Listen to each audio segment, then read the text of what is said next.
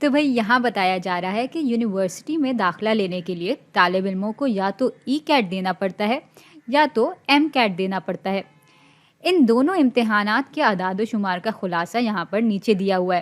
بھائی یہ خلاصہ دکھا رہا ہے کہ ای کیٹ کی اوسط قدر برابر ہے 151 کے اور اس کا معیاری انحراف یعنی اسٹینڈرڈ ڈیویشن برابر ہے 10 کے، جبکہ ایم کیٹ کے امتحان کی اوسط قدر برابر ہے 25.1 کے اور اس کا معیاری انحراف برابر ہے 6.4 کے۔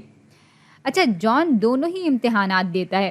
ای کیٹ میں اس کے 172 نمبر آتے ہیں اور ایم کیٹ میں اس کے 37 نمبر آتے ہیں۔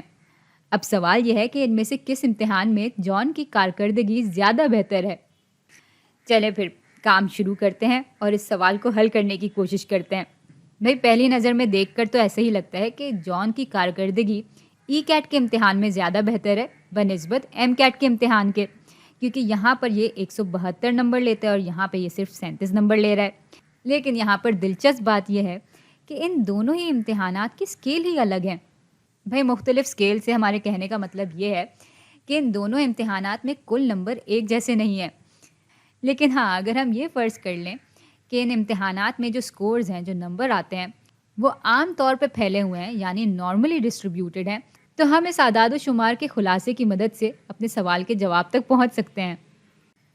اور اس کو ہم یوں استعمال کریں گے کہ ہم دیکھ لیں گے کہ دونوں ہی امتحانات میں جو جان کے نمبرز آئے ہیں، جو سکور آیا ہے، وہ کتنے معیاری انحراف گنا دور ہے اوسط قدر سے۔ چلیں پھر ای کیٹ کے لیے یہ معلوم کر لیتے ہیں۔ بھائی ای کیٹ میں جان کے 172 نمبر آئے، تو 172 کا فرق لے لیں گے سب سے پہلے اوسط قدر سے، جو کہ 151 کے برابر ہے۔ اور پھر چونکہ ہم یہ دیکھنا چاہ رہے ہیں کہ یہ 172 اس اوسط قدر سے کتنے معیاری انحراف گنا دور ہے، اس لیے ہم اس چیز کو تقسیم کر دیں گے ای کیٹ کے معیاری انحراف سے، جو کہ برابر ہے 10 کے۔ بھائی اس کو حل کریں گے تو ہمارے پاس 2.1 آ جائے گا، تو یہ 2.1 کے برابر ہے۔ اور چونکہ 172 اس اوسط قدر سے اوپر ہے تو ہم کہیں گے کہ 172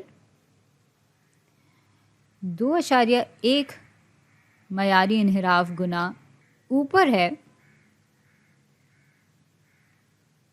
اوسط قدر سے، جو کہ برابر ہے 151 کے۔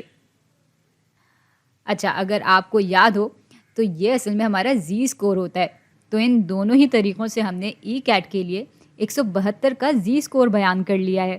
چلیں پھر ایم کیٹ کے لیے بھی ہم زی اسکور معلوم کر لیتے ہیں۔ تو بھائی 37 کا اوسط قدر سے اتنا فرق ہے، اور اس کو پھر جب ہم تقسیم کر دیں گے اس کے معیاری انحراف سے تو ہمیں معلوم ہو جائے گا کہ 37 اوسط قدر سے کتنے معیاری انحراف گنا دور ہے۔ اس کو جب ہم حل کریں گے تو یہ چیز برابر آ جائے گی 1.85 کے۔ تو بھائی یہ ہے ایم کیٹ کے لیے 37 کا زی اسکور۔ اس کو ہم یوں بھی بیان کر سکتے ہیں کہ 37 1.85 معیاری انحراف گنا دور ہے، بلکہ اوپر ہے، کیونکہ اس کی اوسط قدر 25.1 کے برابر تھی۔ تو ہاں، ہم کہیں گے کہ 37 1.85 معیاری انحراف گنا اوپر ہے ایم کیٹ کی اوسط قدر سے، جو کہ برابر ہے 25.1 کے۔ اچھا، اب آتے ہیں ذرا اپنے سوال پہ۔ بھائی 2.1 اور 1.85 تقریباً ایک جتنے ہی ہیں، تو ہم کہہ سکتے ہیں کہ جان کی کارکردگی دونوں ہی امتحانات میں تقریباً ایک جیسی ہے۔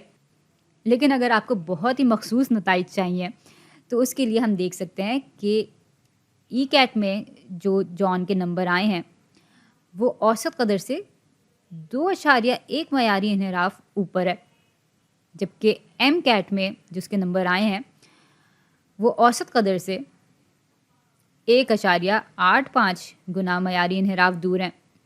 تو ظاہر سی بات ہے، یوں پھر ای کیٹ میں جان کی کارکردگی زیادہ بہتر ہوئی ہے، کیونکہ زیادہ معیاری انحراف گنا اوپر ہونا اوسط قدر سے نشاندہی کرتا ہے کہ جان کے زیادہ بہتر مارکس آئے ہیں، تو ہم کہیں گے کہ اس کا جواب ای کیٹ ہے۔